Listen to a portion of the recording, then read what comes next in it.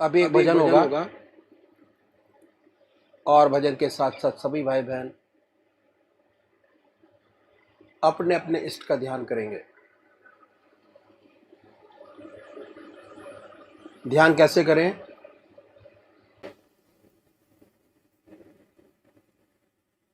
अखिल भारतीय संत मत सत्संग की तरीकत मैं आपके सामने रखता हूं।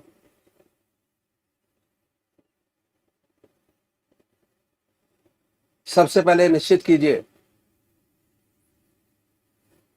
कि परमात्मा की कौन सी मूर्त,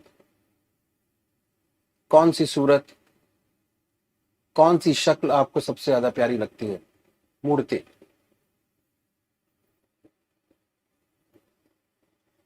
किसी से पूछने की जरूरत नहीं, अपनी आत्मा से प्रश्न कीजिए कि भगवान का वो स्वरूप जो आपको सबसे ज्यादा प्यारा लगता है उसको चुनें।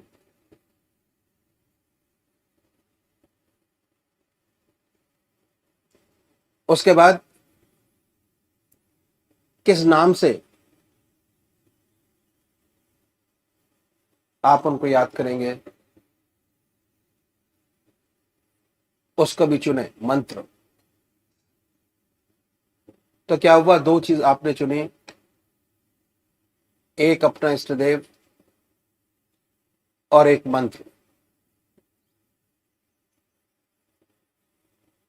उसके बाद पूजा के स्थान पर जाइए, जिस स्थान पर बैठे हैं, जिस आसन पर बैठे हैं उसी आसन पर बैठे, बड़े प्यार से धूप बत्ती अगरबत्ती जलाएं, बड़े आराम से बैठिए और बैठने के बाद ये महसूस कीजिए कि आपका इष्ट शरीर आपके सामने विद्यमान है।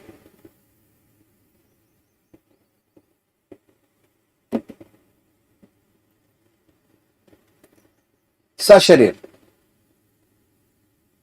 भावना से अपने इष्ट को अपने सामने बनाए।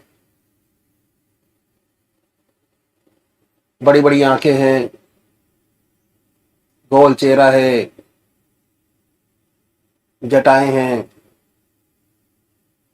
सर्पों की माला है। ख्याल से बाई थॉट उसमें इतने लीन हो जाए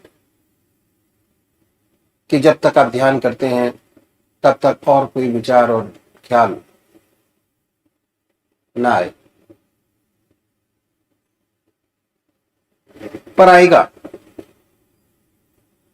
उन विचारों को हटाएं, फिर अपने इष्ट देव की मूर्त अपने सामने बनाएं।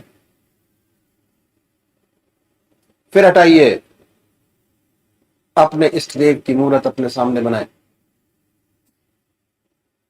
जो मंत्र आपका है उसको उच्चारित होते सुनिए कि हमारे हृदय से हमारे इष्ट का नाम निकल रहा है और हम सुन रहे हैं। और जब तक ऐसा ना हो, बड़े प्यार से अपने इष्ट का नाम विद फुल फोर्स जिह्वा से ले सकते हैं। इतना फोर्स उस नाम में होना चाहिए कि ना कोई दूसरा विचार रहे ना ख्याल, उसमें तल्लीन हो जाए, उसी की याद हो, उसी का ख्याल हो। समर्पित भाव से बड़े प्यार से अपने इष्ट के नाम को ले। आधा घंटा सुबह और आधा घंटा सायंकाल, ये दो समय निश्चित कीजिए और आधे घंटे में 20 से 25 मिनट ध्यान को दीजिए। दूसरे वो भाई हैं जो निराकार भगवान के उपासक हैं, ओम अल्लाह वाहिगुरु क्राइस्ट गॉड, वो क्या करे, वो कैसे ध्यान करे। बड़े आराम से बैठिए, बड़े प्यार से उसके बाद ये महसूस करें कि हमारे हर दिल की धड़कन पर जो नाम आपने चुना है वो निकल रहा है। हृदय ओम ओम कह रहा है और पूरे शरीर में वाइब्रेट करता है।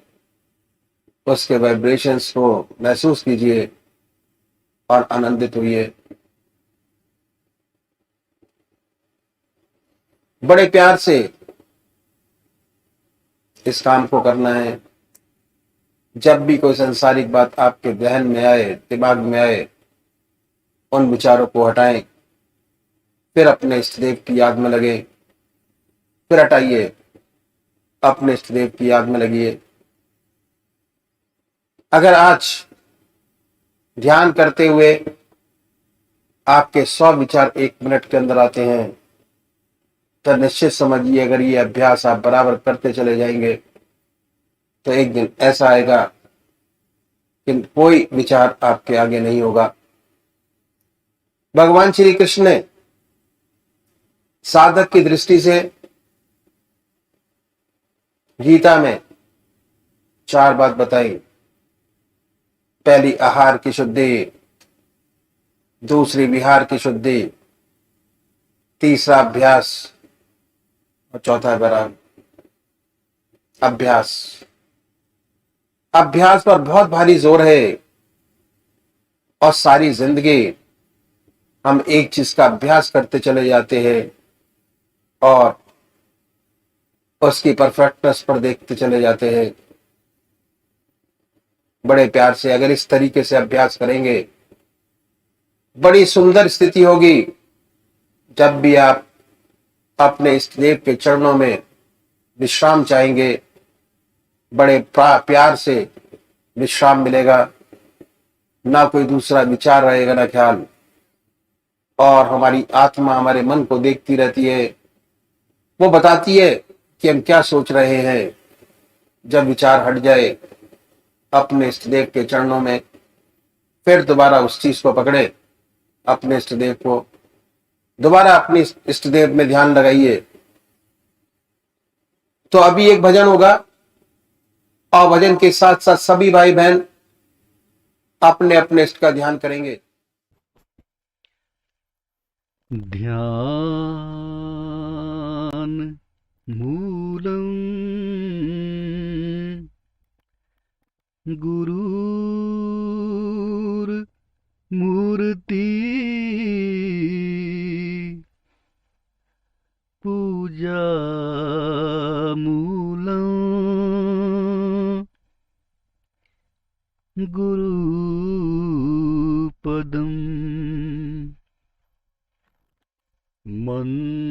मंत्रमूलम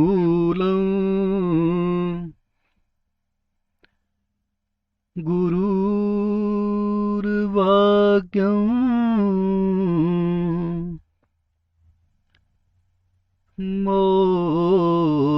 मोक्षमूलम्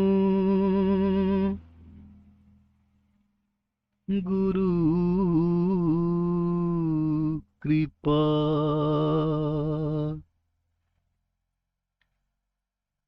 मोक्ष मूलम् गुरु कृपा।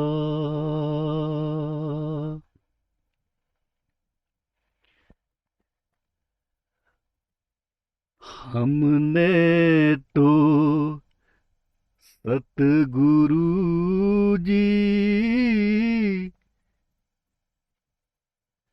पकड़ा दामन तुम्हारा,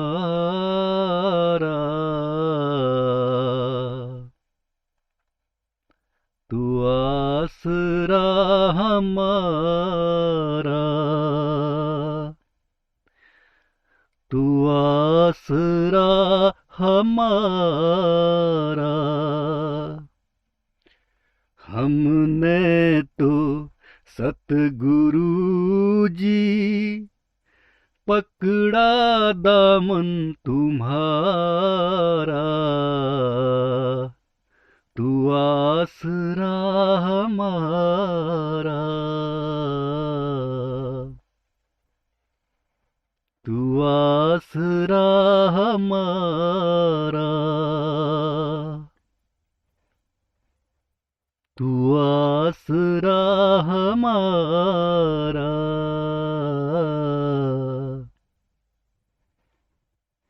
तू आसरा हमारा।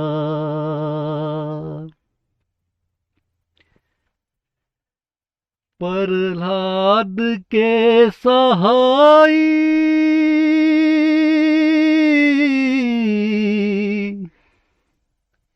मीरा के बंसी वाले,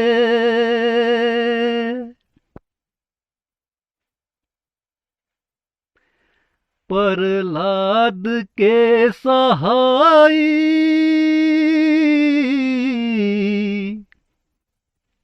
मीरा के बंसी वाले,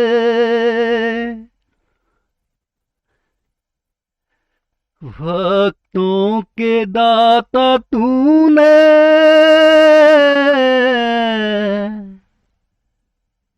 सब काज है संवारे, आया है तू दौड़ कर, आया है तू दौड़ कर, जब भी तुझे पुकारा, तू आसरा हमारा, तू आसरा हमारा, आया है तू दौड़ कर, आया है तू दौड़ कर, जब भी तुझे पुकारा, तू आसरा हमारा, तू आसरा हमारा। हमने तो सतगुरु जी पकड़ा दामन तुम्हारा,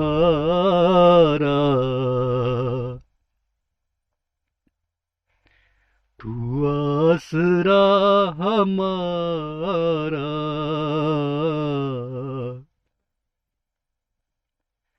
तू आसरा हमारा।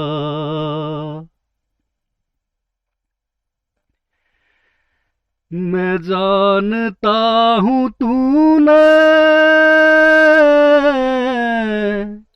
शबरी के बैर खाए,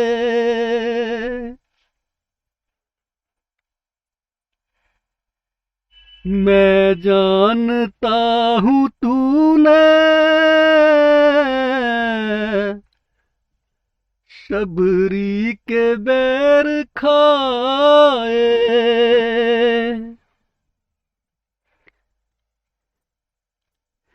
कभी भक्त सुदामा के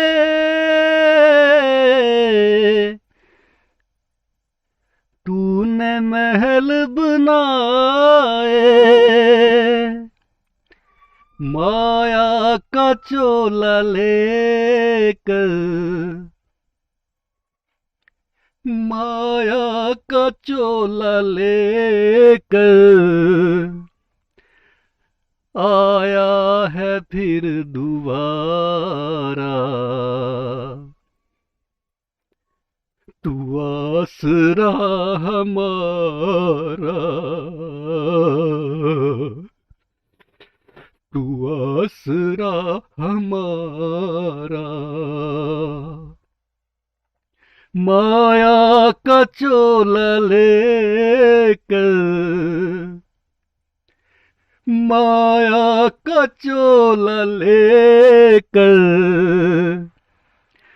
आया है फिर दोबारा, तू आसरा हमारा, तू आसरा हमारा। हमने तो सतगुरु जी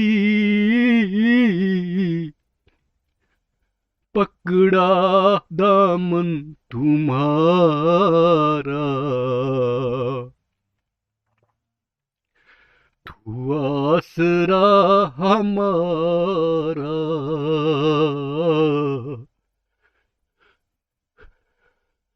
तू आसरा हमारा। ओ मेहर करने वाले,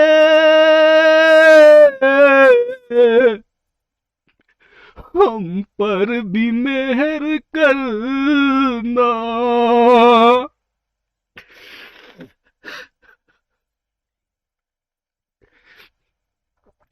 ओ मेहर करने वाले,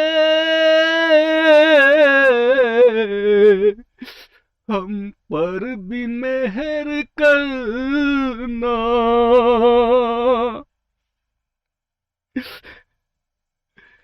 करके नजर दया की, दीनों की झोली भरना। मेरी ये आरज़ू है, मेरी ये आरज़ू है, दर छूटे ना तुम्हारा, तू आसरा हमारा, तू आसरा हमारा। मेरी ये आरज़ू है, मेरी ये आरज़ू है, छूटे न दर तुम्हारा, तू आसरा हमारा, तू आसरा हमारा। हमने तो सतगुरु जी पकड़ा दामन तुम्हारा, तू आसरा हमारा, तू आसरा हमारा। ओ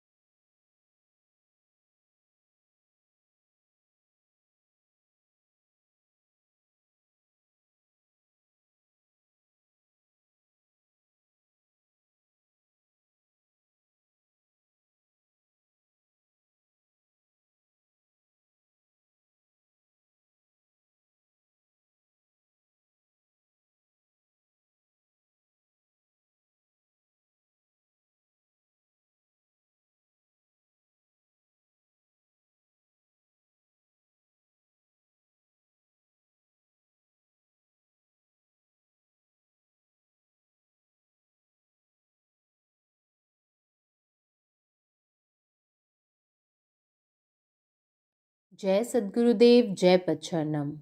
Anand realized themselves, but do not have inherent power to make others realize the truth. And two, real masters, those who are not only self realized, but have inherent power to make others realize the truth. Jai Sadgurudev, Jai power to make others realize the truth in a short time. Such masters are known as Sadgurus. There is great difference between taking a mantra from the spiritual teacher of first type and a book, or taking it from a real master, Sadguru.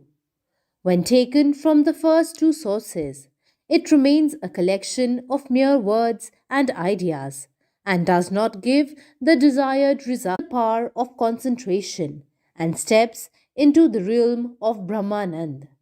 With our Sadgurus, it has been the order of the day that whosoever has surrendered to them with devotion and faith and received Diksha has felt very secure, as he has been inwardly assured that the Sadguru has taken the whole burden of his life on him and the responsibility of seeing that he does not either fall or deviate from the path.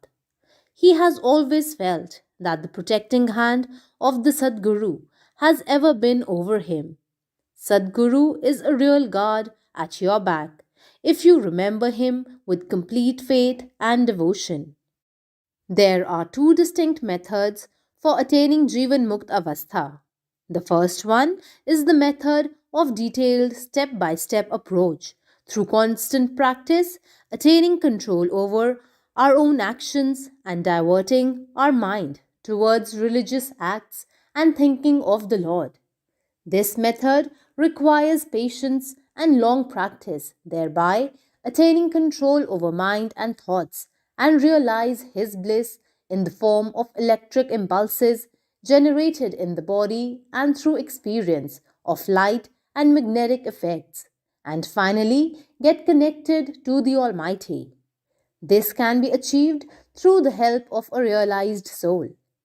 The second method is by the transmission of power by Sadguru, who makes the aspirant realize electric charges, light, and magnetism within a few sittings, and thus helps the aspirant to attain control over senses and thoughts in a very short period. In a short time, the aspirant is able to realize that he is able to concentrate 24 hours a day without much difficulty.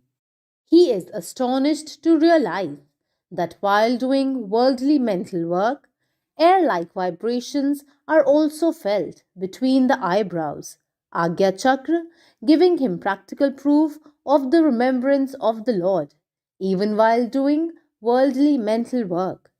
Even the dreams of the sadhak change, and he attains confidence to realize the goal soon. For the first method of practice, a good amount of free time, body strength, freedom from anxiety are necessary. However, all these are not readily available these days, and as such, it is very difficult to say whether one can achieve the desired goal in the present life. We are highly grateful to the God Almighty, who has very kindly blessed the order of our Sadgurus with transmission powers so that the aspirants coming into contact with them are able to realize Shushupti and Sahaj Samadhi within a very short period and are able to achieve the Jivan Mukt Avastha without undergoing the penance and practice of yams and niyams, etc.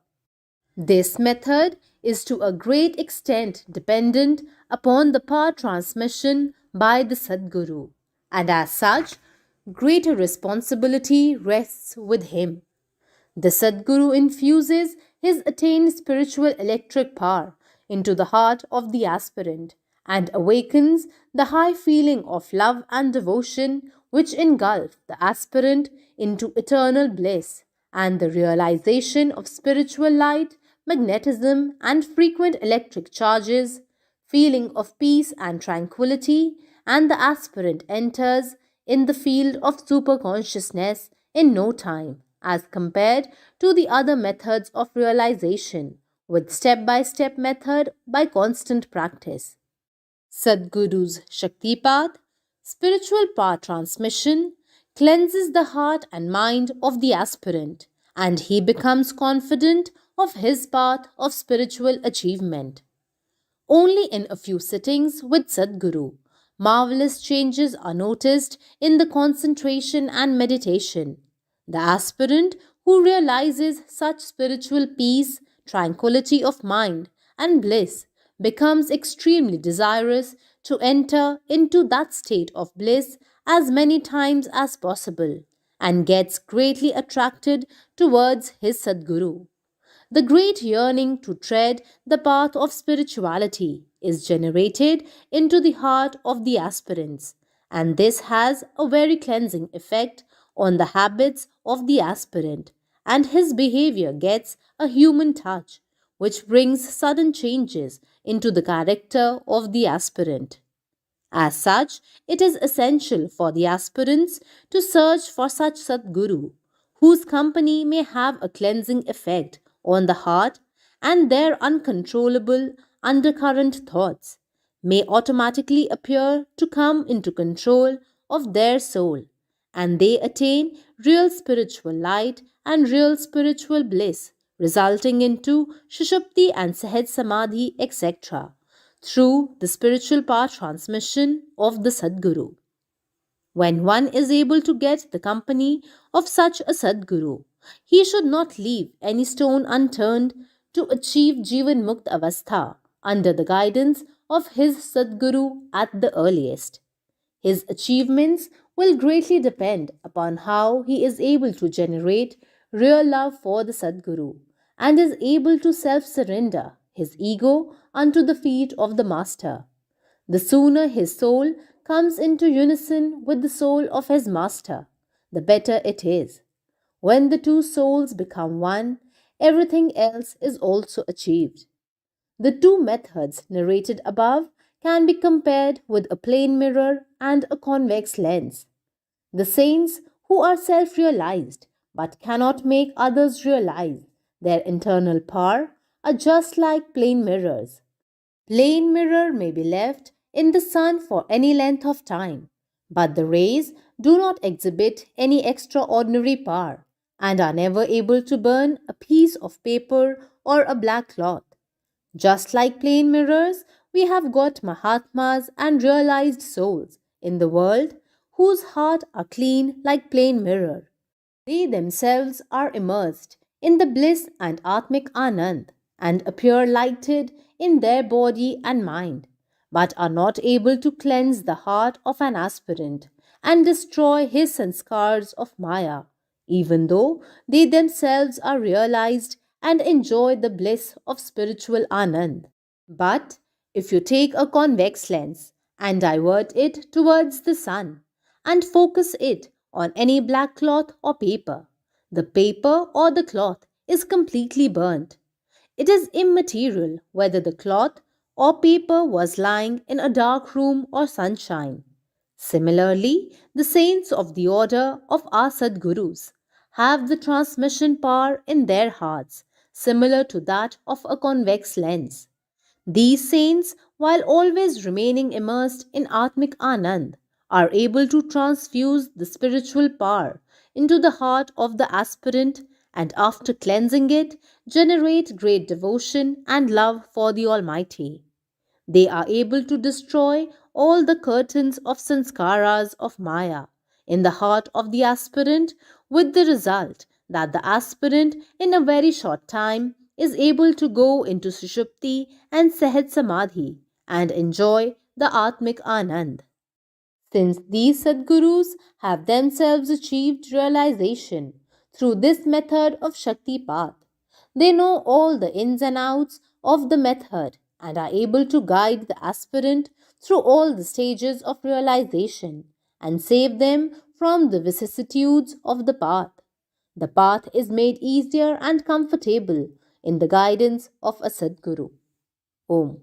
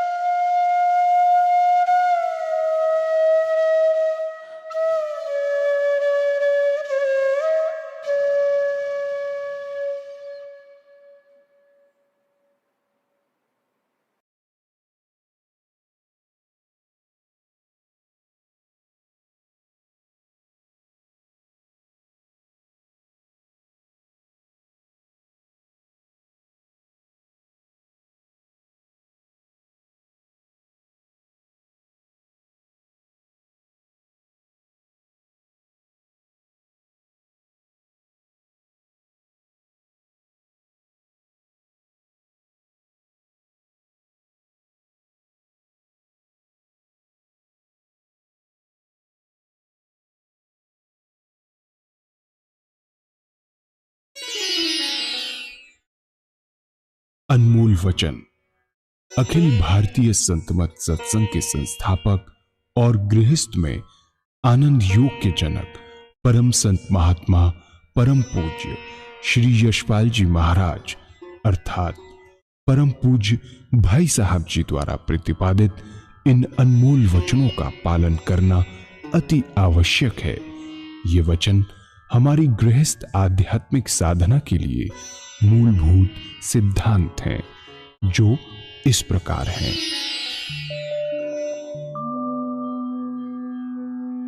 हम दुनिया की हर चीज की कीमत आंकते हैं, अपने मानव जीवन की कीमत भी जाने व परमात्मा की प्राप्ति हेतु साधना करें। मनुष्य योनि एक उपहार है, इसीलिए परमात्मा को धन्यवाद देते हुए आधा घंटा प्रातःकाल, आधा घंटा सायंकाल पूजा अवश्य करें। सत्संग, सतनाम व सद्गुरु को प्राथमिकता देते हुए इसी के आधार पर ध्यान योगाभ्यास अवश्य करें व गृहस्थ के कार्यों को परमात्मा का कार्य समझकर उसी की याद में संपन्न करें। हर समय ये ध्यान रहे कि गुरु कृपा द्वारा परमात्मा की पवित्र सत्ता का हमारी आत्मा में वास है, अतः मन में निरंतर अपने इष्ट देव का जाप करें। मान सम्मान की इच्छा ना करें व अपमान से दुखी न हो। परमात्मा के अतिरिक्त किसी और का भय न करें। दूसरों की बुराई न करें, न सुने, सत्य व मधुर बोलें, अश्लील शब्द मुंह से ना निकालें, सभी से नम्रतापूर्ण व सुंदर व्यवहार करें।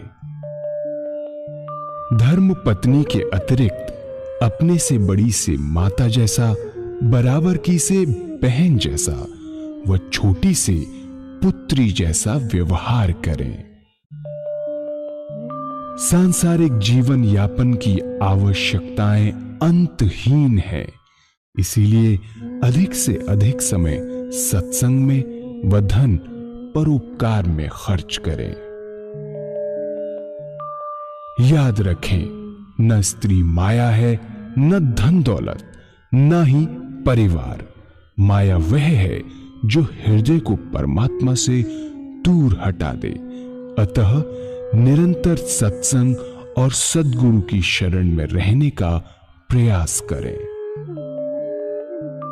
भोजन अपने इष्ट को अर्पण कर प्रसाद रूप में परमात्मा की याद में करें। रात्रि में सोने से पहले अच्छे बुरे कार्यों का आत्मनिरीक्षण कर उसका समुचित पश्चाताप करते हुए ध्यान करें व प्रभु की गहरी याद में ही विश्राम करें। परमात्मा तू ही है, तेरी इच्छा पूर्ण हो।